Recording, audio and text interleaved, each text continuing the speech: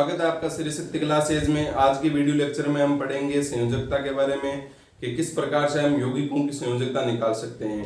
पिछला जो हमारा वीडियो लेक्चर था उस वीडियो लेक्चर में हमने क्या कर लिया था कि हमारे पास में तत्व होते थे और उन तत्वों की हम क्या कर लेते थे, संयोजकता निकाल लेते थे बिल्कुल आसानी से। और वहां पर हमने देख भी ये लिया कि S block, P block, D block और जो आपका हाँ चलो एफ ब्लॉक हो गया, तो वहां तक वो जो ब्लॉक हैं उनकी ऑक्सीकरण अवस्था या संयोजकता कितनी होती है और कैसे हमें निकालते हैं। एक ही वर्ग में सबकी संयोजकता है वो क्या रहती है, समान रहती है। तो वो हमने संयोजकता देख ली थी तत्वों की, ठीक है। अब मान लो तत्व क्या करते हैं, अगर संयोग करते हैं, संयोग करके यौगिक बनाते हैं, तो यौगिक बनाते हैं तो फिर उनकी संयोजकता है वो हम कैसे निकालेंगे। तो उसके लिए देखो यहाँ पर, तो आपको मैंने कल एक बात बताई थी कि हाइड्रोजन होता है, हाइड्रोजन की संयोजकता कितनी होती है, दो होती है। कौन सी, एक तो प्लस और एक क्या होती है, माइनस होती है। हाइड्रोजन प्लस संयोजकता को प्रदर्शित करता है। ये चीज याद रखो कि जो धातुएं होती है, जो धातुएं होती है, धातुएं क्या करती है, विद्युत का चालन करती है ना। तो धातु विद्युत का चालन क्यों करती है, आपने पढ़ा होगा कि जो विद्युत का चालन होता है वो इलेक्ट्रॉन की वजह से ही होता है। मतलब क्या होता है, जब इलेक्ट्रॉन गति करता है ना तभी वो वस्तु है वो क्या करती है, विद्युत का चालन करती है। तो जितनी भी धातु है उनके पास में इलेक्ट्रॉन का चालन होता है, इसलिए वो विद्युत का चालन करती है। इलेक्ट्रॉन का चालन क्यों होता है, क्योंकि धातुओं के पास में इलेक्ट्रॉन एक्स्ट्रा पड़े रहते हैं, इसीलिए तो चालन होता है। अब जो धातु होती है उनके पास में इलेक्ट्रॉन एक्स्ट्रा नहीं रहते, इसलिए उनके पास में वो विद्युत का चालन नहीं करती है। क्योंकि विद्युत का चालन करने के लिए तत्व को अपना एक इलेक्ट्रॉन या जितने भी मतलब इलेक्ट्रॉन है आवश्यकता होती है उतने इलेक्ट्रॉन क्या करने पड़ते हैं, त्यागने पड़ते हैं। इसका मतलब धातुएं होती हैं उनके पास में इलेक्ट्रॉन एक्स्ट्रा होते हैं और ये धातुएं होते हैं उनके पास में इलेक्ट्रॉन की क्या होती है, कमी होती है। तो इसलिए आप याद रखो कि धातुएं क्या करती है, जितनी भी धातु होती है इलेक्ट्रॉन एक्स्ट्रा है तो वो क्या कर सकती है, त्याग कर सकती है। इसलिए धातु इलेक्ट्रॉन का त्याग करती है और इलेक्ट्रॉन का त्याग करेगी, इसका मतलब उनके ऊपर क्या आएगा, जो प्लस आवेश है वो आएगा। और जो ए धातु होती है, ए धातुओं के मतलब क्या होता है, वहां पर इलेक्ट्रॉन की क्या होती है, कमी होती है। इलेक्ट्रॉन की कमी होने की वजह से वो क्या क्या क्या करती है, मतलब जो इलेक्ट्रॉन क्या करती है, ग्रहण करती है। तो इन बातों से आप ये डिफरेंस कर सकते हो कौन सी धातु होगी, कौन सी धातु होगी। अब यहाँ पर बात करते हैं कि हाइड्रोजन की संयोजकता दो होती है, एक तो प्लस एक माइनस। प्लस कब होती है, जब वो किसके साथ में जुड़ा हो, ए धातु के साथ में, क्योंकि ए धातु क्या प्रदर्शित करेगी, माइनस, तो इसको प्लस प्रदर्शित करना पड़ेगा। और माइनस कब होगा, जब वो धातु के साथ में जोड़ा होगा, ठीक है। अब इससे रिलेटेड हम यौगिकों के वो मतलब संयोजकता निकालते हैं। तो ये बहुत ही इंपॉर्टेंट टॉपिक है, तो आपको ध्यान में रखना है। संयोजकता या ऑक्सीकरण अवस्था निकालनी है, ठीक है। तो यहाँ पर देखो सबसे पहले हम उदाहरण लेते हैं। यहाँ पर Al2O3 में एल्यूमिनियम की संयोजकता या ऑक्सीकरण अवस्था, ठीक है, कुछ बोल सकते हो कि Al2O3 में एल्यूमिनियम की संयोजकता। इस प्रकार से आपको क्वेश्चन दिया होगा, ठीक है, जो भी बोर्ड एग्जाम होगा उसके अंदर आपको क्वेश्चन मिलेगा। अब देखो यहाँ पर ऐसा अगर आपको दे रखा है, ठीक है, कि Al2O3 में एल्यूमिनियम की संयोजकता ज्ञात कीजिए, तो किसकी संयोजकता ज्ञात करने के लिए बोला जा रहा है, एल्यूमिनियम के लिए बोला जा रहा है ना। इसका मतलब आपको यहाँ पर करना है क्या, देखो मैं जो तरीके बता रहा हूँ उसको अच्छे से समझना है कि जिसकी भी संयोजकता ज्ञात करनी है, जिसकी भी संयोजकता ज्ञात करनी है उसको मान लेते हैं एक्स। मतलब हम लिखेंगे माना एल्यूमिनियम की संयोजकता क्या है, एक्स है, एल्यूमिनियम की संयोजकता एक्स है, ठीक है। इतनी बात समझ में आ गई ना। पर जिसकी भी संयोजकता ज्ञात करनी है चाहे, ठीक है, तो उसकी संयोजकता हम क्या मान लेंगे, एक्स है, ठीक है। अब देखो आगे करना है क्या आपको। अब यहाँ पर आपको क्या लिखना है, सबसे पहले तो यहाँ पर आपको लिखना है कि कितने इस फॉर्मूले के अंदर जो एक ही तत्व, यहाँ पर तत्व कितने हैं, एक एल्यूमिनियम है, एक क्या है, ऑक्सीजन है। एल्यूमिनियम के कितने परमाणु है, यहाँ पर दो परमाणु। कितने परमाणु, दो परमाणु। तो यहाँ पर पहले आपको लिखने कितने परमाणु है, परमाणु की संख्या, ठीक है, परमाणुओं की संख्या। जैसे यहाँ पर पहले इसी को लिखना है एल्यूमिनियम, जो यहाँ से शुरू करना है। तो एल्यूमिनियम अगर तीन होता तो यहाँ पर कितने लिखते हैं, हम तीन लिखते। दो है तो दो लिख दिया, एक होता तो लिखने की जरूरत नहीं थी, या फिर एक लिख देते। तो यहाँ पर कितना होता था, एल्यूमिनियम दो है तो दो लिख दिया। मतलब ये क्या लिखा हमने, ये परमाणु की संख्या लिखी है कि कितने परमाणु है। उसके बाद में आपको कोष्टक में लिखना है इसकी संयोजकता। तो एल्यूमिनियम की संयोजकता हमें पता नहीं, तो हमने कितनी मान ली, एक्स, तो इसकी संयोजकता लिख दो एक्स। अब जब भी नया परमाणु आए, देखो एल्यूमिनियम के बारे में लिख दिया हमने, क्या किया, जो परमाणु की संख्या उसको लिख दिया और संयोजकता यहाँ पर लिख दी। अब जब भी कोई नया परमाणु आए तो आपको क्या करना है, वहां पर बीच में लगाना है प्लस। क्या लगाना है, प्लस लगाना है, ठीक है। अब बात करते हैं ऑक्सीजन की। तो ऑक्सीजन में पहले देखो कितने परमाणु, 3 है तो 3 आगे लिख दो। अब इसके कोष्टक के अंदर लिखनी होती है आपको संयोजकता। अब बताओ ऑक्सीजन की संयोजकता कितनी होती है, कल हमने निकाल ली थी। ऑक्सीजन आता है 8 नंबर पे, इसका मतलब उसको नियोन के रूप में जाना है तो उसको मतलब कितने कौन सी संयोजकता प्रदर्शित करनी पड़ेगी, उसको -2 प्रदर्शित करनी पड़ेगी। ये तो हमने इससे आधार पर निकाले। अगर आपको बोल दे कि आवर्त सारणी के अनुसार बताओ तब, तो आवर्त सारणी में जो ऑक्सीजन आता है वो कौन से वर्ग में आता है, 16 वर्ग में आता है। कौन से वर्ग में, 16 वर्ग में आता है। ठीक है, आपको ये याद रखना पड़ेगा कि कौन से वर्ग में आता है। ठीक है, तो 16 वर्ग में आता है तो 16 वर्ग की संयोजकता कितनी होगी, 16 वर्ग की संयोजकता कल मैंने बताई थी 16 वर्ग की संयोजकता होगी। तो या तो 1 + 6 हो सकती है, या फिर जो मतलब 6 में मतलब 8 में से क्या घटा दो, ये 6 है वो घटा दो, तो 8 में से 6 घटा दिए तो कितने बच जाएंगे हमारे पास में, -2 बच जाएंगे। ठीक है, तो इस प्रकार से ऑक्सीजन की संयोजकता है वो कितनी होती है भाई, 8 पे आता है। 8 से किस पे जाएगा, 10 पे जाएगा, 2 इलेक्ट्रॉन ग्रहण करने पड़ेंगे तो मतलब -2 आएगी। तो ऑक्सीजन की संयोजकता लिख दो यहाँ पर -2। अब कोई परमाणु बचा यहाँ पर, कोई परमाणु नहीं है ना। अब आपको क्या करना है, लिखना है बराबर। ठीक है, अगर एक और होता तो हम यहाँ पर प्लस करके और उसके लिए लिख देते हैं यहाँ पर। अब आपको लिखना है यहाँ पर बराबर। अब बराबर के आगे क्या लिखना है आपको, अगर इस पूरे यौगिक के ऊपर, पूरे यौगिक के ऊपर, एक की बात नहीं करो, पूरे यौगिक के ऊपर माइनस दे रखा है तब यहाँ पर आप माइनस लगाओगे। अगर इस पूरे यौगिक के ऊपर प्लस दे रखा है तब यहाँ पर आप +1 लगाओगे। ठीक है, जितने भी प्लस माइनस दे रखे हैं उसकी संख्या लिख दोगे यहाँ पर। ठीक है, +2 देगा तो +2 लिख दो, +3 देगा तो +3 लिख दो, प्लस यहाँ पर दे रखा है तो आप यहाँ पर +1 लिख दो, माइनस यहाँ पर दे रखा है, इसका मतलब कितना लिखना है, -1 लिखना है। और मान लो अगर कुछ भी नहीं दे रखा हो, जैसे अभी यहाँ पर था कुछ भी नहीं दे रखा है, तो आपको क्या लिखना है यहाँ पर 0। समझ में आ गया ना। यौगिक के ऊपर अगर माइनस दे रखा है, माइनस दे रखा है केवल, इसका मतलब बराबर लिखोगे -1, प्लस दे रखा है इसका मतलब बराबर लिखोगे +1, अगर कुछ भी नहीं दे रखा है तो क्या लिखोगे, 0 लिखोगे। -2 दे रखा है तो -2 लिख दोगे वहां पर, कोई कंफ्यूजन इसमें नहीं है। ठीक है, अब देखो आगे क्या करना। अब तो ये क्या बन गई आपकी एक इक्वेशन बन गई। इक्वेशन को सोल्व कर सकते हैं। यहाँ पर ये कितना हो जाएगा, 2 × x मतलब 2x। अब देखो ये कितना होगा, 3 × -2 तो कितना हो जाएगा, 3 × 2 कितना होता है, 6, मतलब -6 बराबर कितना हो जाएगा, 0। तो यहाँ से 2x -6 उस साइड में जाएगा तो कितना हो जाएगा, 6। तो मतलब x बराबर कितना हो जाएगा, x बराबर हो जाएगा 6/2, और x बराबर यहाँ से कितना आ जाएगा, 6 में 2 को भाग दो, कितने बार गया, 3 बार। तो ये आ गया 3 का, वो भी किसका है, प्लस का। ये प्लस लगाना जरूरी है जो भी आए। तो इसका मतलब, और x है क्या आपकी, x है एल्यूमिनियम की संयोजकता। x क्या है, एल्यूमिनियम की संयोजकता। तो यहाँ पर देख लो एल्यूमिनियम की संयोजकता कितनी आई, +3 आई। अब क्या ये तो हमने ऐसे निकाल ली थी, लेकिन एल्यूमिनियम की संयोजकता तो हम ऐसे भी तो निकाल सकते हैं ना। कैसे निकालेंगे, एल्यूमिनियम कितने नंबर पे आता है आपका, एल्यूमिनियम आता है 13 नंबर पे।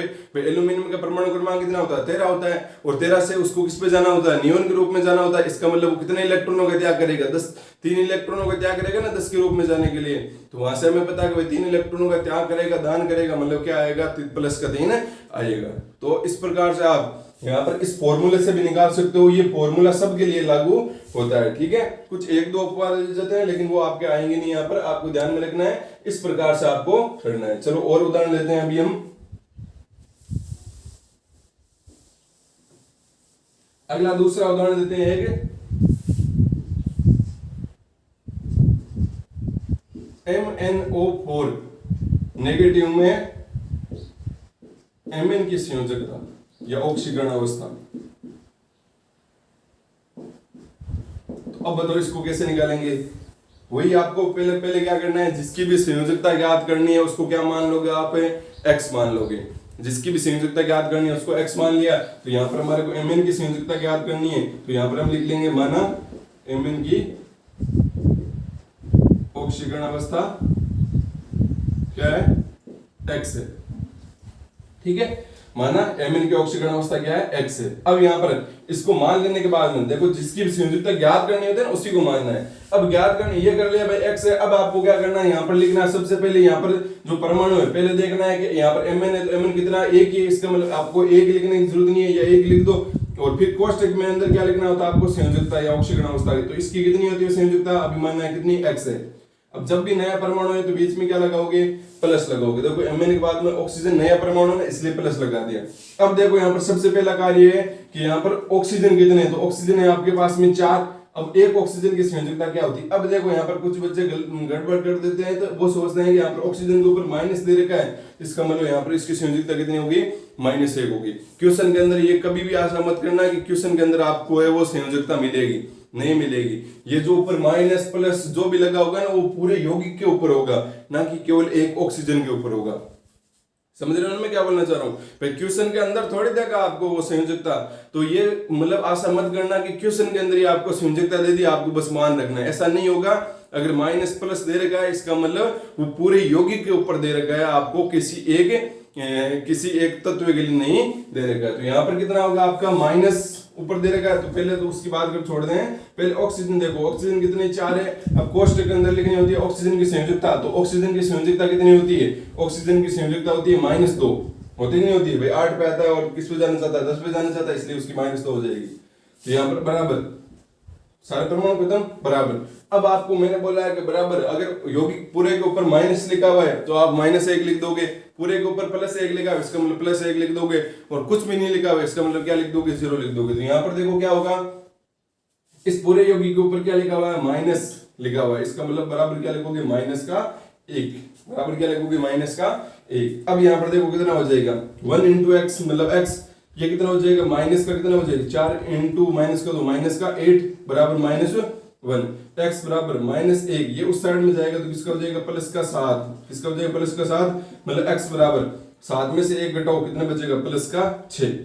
तो यहाँ से आपको पता चल गया होगा कि Mn की जो संयोजकता है वो कितनी आएगी? +6। ये प्लस माइनस लगाना जरूरी है, तो यहाँ पर लिख दो तो इसलिए Mn की जो ऑक्सीकरण अवस्था है वो कितनी होगी? +6 होगी। ठीक है, समझ में आ गया? और उदाहरण देते हैं, ठीक है, समझ रहे हैं आपको अच्छे से? चलो अभी जिसमें 3 यौगिक के मतलब 3 तत्व है उसको लेते हैं। अभी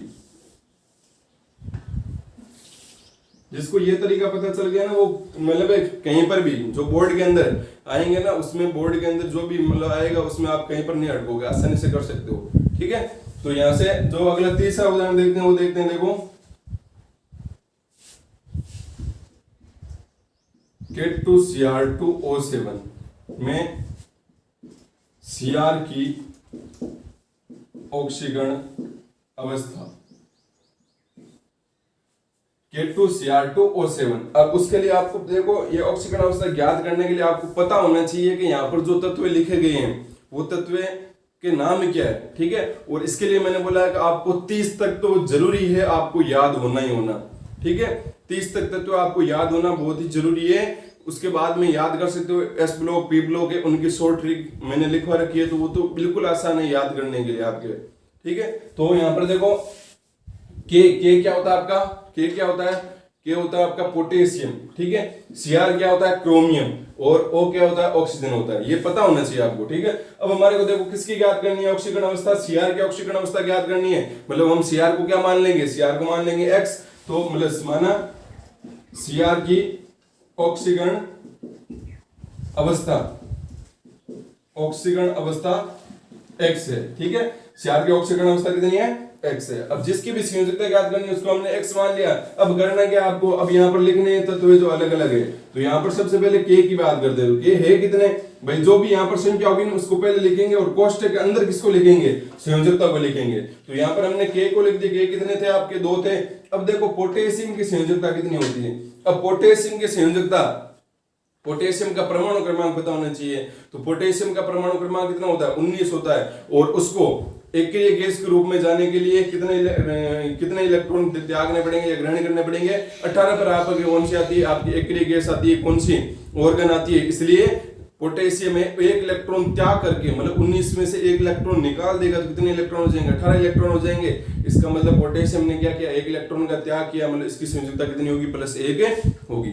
समझ में आ गया ना? या फिर आप ऐसे देख सकते हो कि जो पोटेशियम है वो कौन से वर्ग का है? पोटेशियम कौन से वर्ग होता है? पोटेशियम होता है पहले वर्ग का, और पहले वर्ग की संयोजकता मैंने बताई थी कितनी होती है? +1। दूसरे वर्ग की संयोजकता +2। 3 से लेकर 12 तक परिवर्तित संयोजकता होती है, वो डी ब्लॉक आता है। 13 वर्ग की संयोजकता होती है +3। 14 वर्ग की संयोजकता होती है +4। 15 वर्ग की है वो फिर +5 और -3। 16 वर्ग की +6 -2। 17 वर्ग की +7 -1 और 18 वर्ग की 0। ठीक है, तो इस प्रकार से आपको संयोजकता पता होनी चाहिए। अब संयोजकता पता होने से नहीं, उसके अंदर तत्व कौन कौन से आते हैं वो भी तो पता होना चाहिए ना। अब पोटेशियम मान लो आपको पता ही नहीं है कि कौन से वर्ग में आते हैं, तो फिर आपका वर्ग की जो संयोजकता याद करने का क्या फायदा हुआ।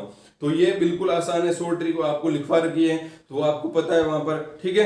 तो आपको वहां पर वो उनको याद करना है अच्छे से। अब देखो यहाँ पर देखो बात करते हैं पोटेशियम की, तो पोटेशियम की संयोजकता आ गई +1, ठीक है, +1 लिख दिया। अब जब भी नया परमाणु शुरू है तो उसके पहले क्या लगा दोगे, प्लस। अब कितने Cr है यहाँ पर, 2 है।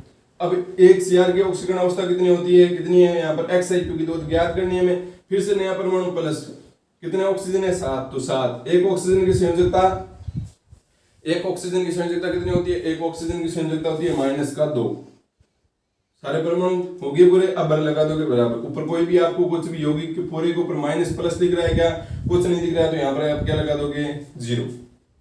अब देखो इसको सोल्व करना है, तो ये कितना हो जाएगा, 2 × 1 कितना हो जाएगा, 2। ये कितना हो जाएगा, प्लस का 2x।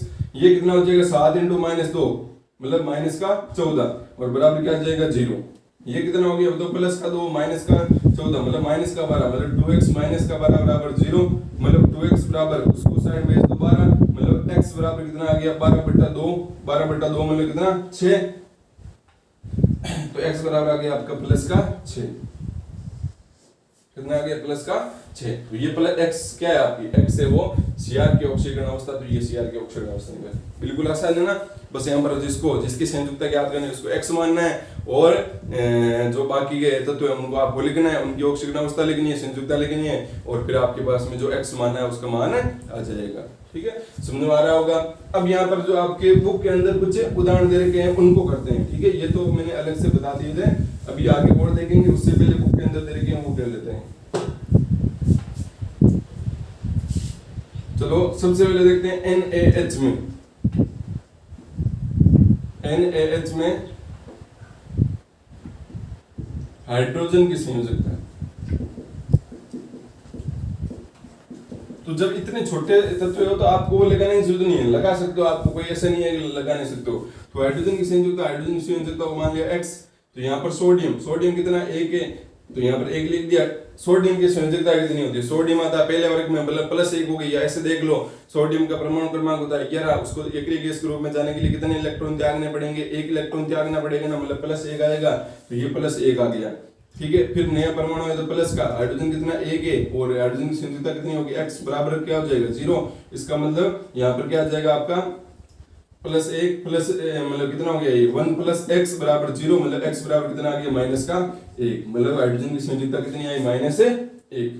अब यहाँ पर -1 हमने पढ़ा है कि हाइड्रोजन की 2 संयोजकता होती है, एक होती है -1 और एक होती है +1, ठीक है। एक -1 एक +1।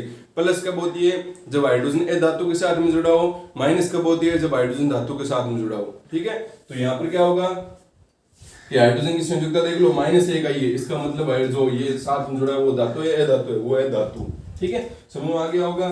चलो 1-2 उदाहरण और देखते हैं।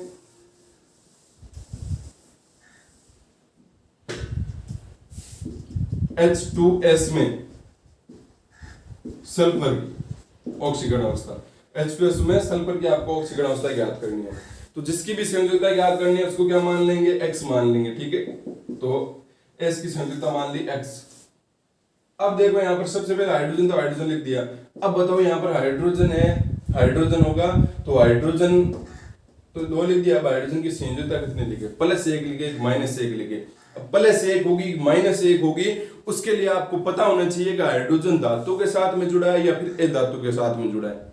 तो यहाँ पर देखो सबसे पहले बात करते हैं कि जो भी ध्यान रखना है कि जो धातु होगी उसके ऊपर प्लस आएगा, जो ए धातु होगी उसके ऊपर माइनस आएगा। तो यहाँ पर चेक करना है कि ये जो सल्फर जुड़ा है इसके ऊपर माइनस आता है या प्लस आता है। तो सल्फर कौन से वर्ग में आता है, सल्फर आता है आपका 16 वर्ग में, आता कि नहीं आता है। इसका मतलब 16 वर्ग की संयोजकता कितनी हो सकती है, या तो +6 या -2, या तो +6 या -2। अब आप सोचोगे कि मैं प्लस का ले सकता हूँ, माइनस का भी ले सकता हूँ, तो फिर पहले पता कैसे चले, अगर मैंने प्लस ले लिया तो फिर मतलब वो धातु हो जाएगी। ऐसा नहीं है, मैंने आपको बताया था कि जो संयोजकता अधिक स्थायी है, 16 वर्ग की कौन सी संयोजकता अधिक स्थायी होती है, माइनस वाली होती है ना, इसलिए आप माइनस वाली लोगे। या फिर आप वो पता नहीं चल रहा तो आप देख लो जो सल्फर है वो कौन से मतलब कितना नंबर होता है उसका परमाणु क्रमांक। सल्फर का परमाणु क्रमांक होता है 16, और उसको एक्रिय गैस में रूप में जाने के लिए कितने इलेक्ट्रॉन ग्रहण करने पड़ेंगे भाई, 18 सबसे पास में ना, इसका मतलब 2 इलेक्ट्रॉन ग्रहण करेगा, मतलब सल्फर के ऊपर आएगा -2, ठीक है। अब ये तो देखो संयोजकता हमने निकाल भी ली बिना इसकी सहायता से, ठीक है।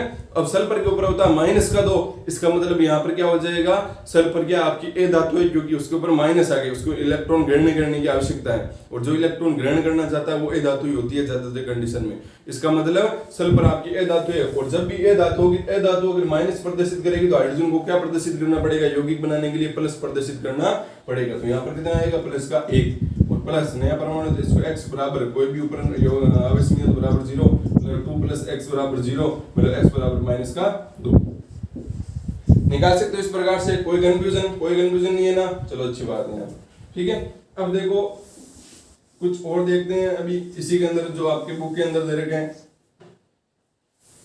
जैसे Cl2O7 में Cl2O7 में Cl की आपको संयोजकता या ऑक्सीकरण अवस्था ज्ञात करनी है। तो जिसकी भी संयोजकता या ऑक्सीकरण अवस्था ज्ञात करनी है उसको क्या मान लेंगे, x। तो यहां पर ज्ञात कर लेते हैं, मान लेते हैं कि माना Cl की ऑक्सीकरण अवस्था बराबर x, कितनी है, x है, ठीक है। तो अब देखो यहाँ पर क्या लिखते हैं, सबसे पहले Cl कितने हैं, 2 है, 2 Cl की संयोजकता कितनी मानी हमने, x मानी है तो x लिख दिया, प्लस का कितने ऑक्सीजन है, 7 है। एक ऑक्सीजन की संयोजकता कितनी होती है, -2 होती है, क्योंकि 8 पे आता है 10 पे जाने के लिए -2 मतलब ग्रहण करेगा, तो -2 बराबर कोई आवेश दिख जाएगा ऊपर, कोई नहीं दिख रहा तो बराबर क्या लिख दोगे, 0। तो यहाँ से कितना हो जाएगा 2x, ये कितना हो जाएगा 7 × -2 बराबर कितना हो जाएगा 0। तो यहाँ से कितना हो जाएगा 2x बराबर 14, इसका मतलब x बराबर कितना हो जाएगा 14/2, ये कितना हो जाएगा आपका 7, मतलब प्लस का 7। तो क्या क्लोरीन की संयोजकता +7 हो नहीं सकती क्या भाई, हो नहीं सकती क्या +7। क्लोरीन कौन से वर्ग में आता है, क्लोरीन आता है 17वें वर्ग में, ठीक है। क्लोरीन कौन से वर्ग में आता है, 17वें वर्ग में आता है, और 17वें वर्ग की संयोजकता एक तो -1 होती है और एक कितनी होती है, +7 होती है। तो ये देख लो आपने जो निकाला है वो सही निकाला है, ठीक है। तो ये हो गया आपका एक उदाहरण, और अब 1-2 उदाहरण और देखते हैं यहाँ पर।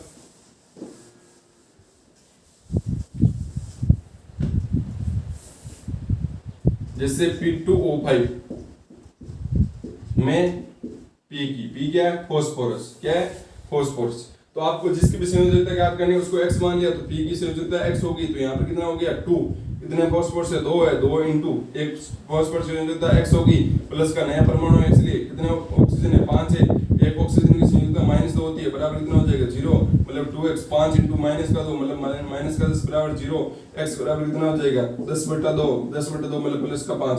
क्या फॉस्फोरस की संयोजकता +5 नहीं होती है, फॉस्फोरस का परमाणु क्रमांक होता है 15, इसका मतलब वो 5 इलेक्ट्रॉन त्याग सकता है, इसका मतलब उसकी +5 संयोजकता हो सकती है। सही किया हमने, ठीक है, चलो अच्छी बात है, ये आपको समझ में आ जाना चाहिए। 1-2 उदाहरण और देख लेते हैं ताकि आपके सारे डाउट क्लियर हो जाए। Cr2O7 डाई नेगेटिव, इसमें आपको Cr की ज्ञात करनी है।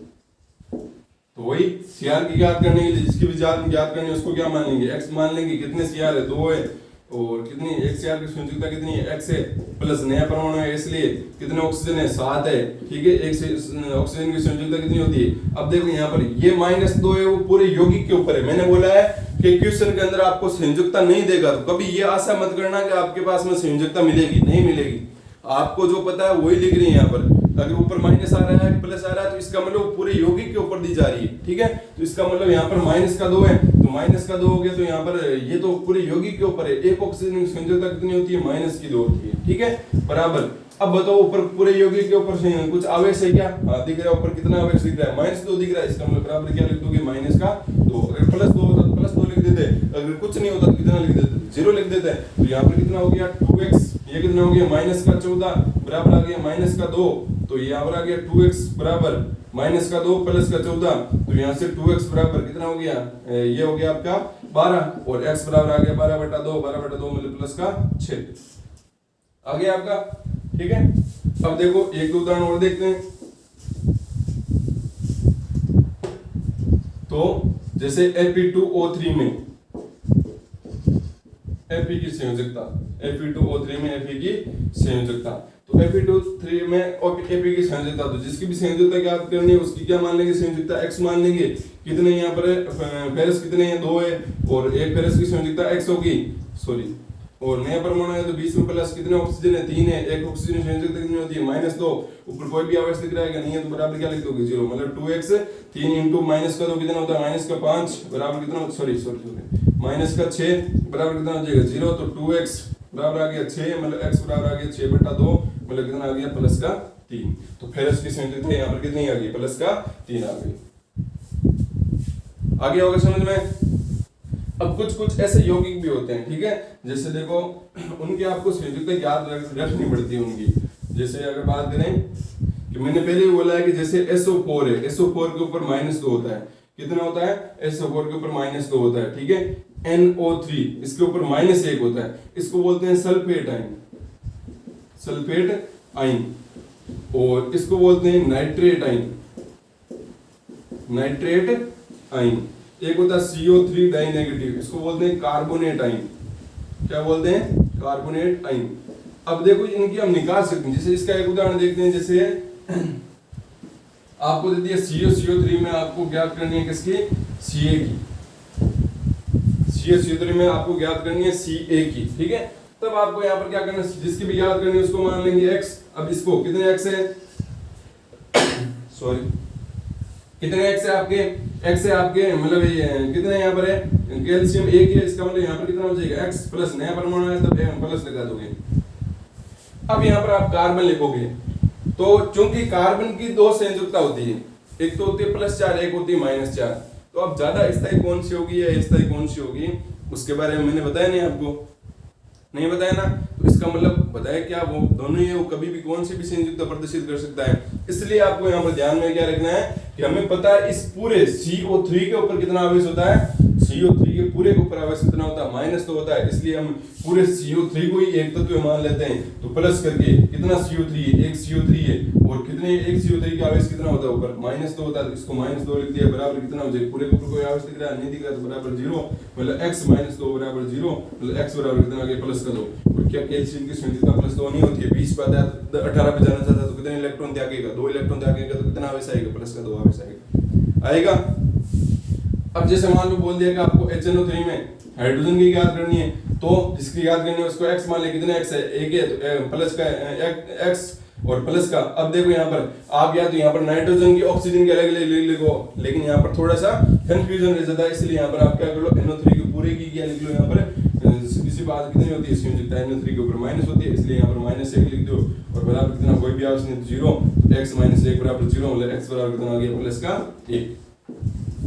आगे यहाँ पर तो इस प्रकार से आपको ये कुछ तत्व हैं उनकी संयोजकता आपको ध्यान में रखनी है। जैसे हाइड्रोजन की संयोजकता प्लस भी होती है, तो हाइड्रोजन की संयोजकता प्लस कब होगी, जब वो किसके साथ में जुड़ा होगा A धातु के, क्योंकि A धातु को माइनस प्रदर्शित करना पड़ेगा।